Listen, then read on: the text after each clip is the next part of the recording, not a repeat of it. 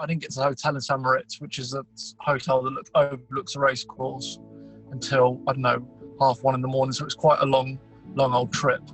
And I remember I got up early, had a bit of breakfast, and I went and walked the track. So I'd never been there before, so I wanted to sort of see the track in the morning and get sort of a gauge of how it was going to ride. And went back to the hotel after, grabbed all my gear, went down the road, and I remember everything, being in the paddock, canting to the start.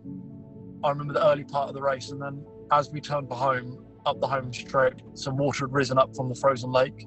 Miles went straight down, and theoretically, I suppose I headbutted the sort of icy surface. Unfortunately, Boomerang, Bob, the horse I was riding, broke both his front legs. It was a catastrophic fall. It knocked me out. It was a shearing brain injury, so it's when the two parts of your brain rubbed together. I had multiple bleeds across the brain, and the worst part of the bleed was my sort of part of the brain that is your coordination and balance and so on. The brain's an amazing bit of kit because you can teach yourself to do something again using another part of the brain. So that's really what happens. So that was the whole sort of recovery process.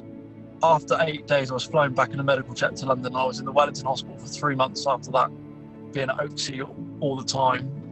I made a really positive recovery. They rebuilt me as such. I had to learn to walk again. And I know it sounds a strange thing, but I was like a 34-year-old baby. It's really close to my heart, the Interjockeys Fund. They've helped me massively. I can never thank them enough.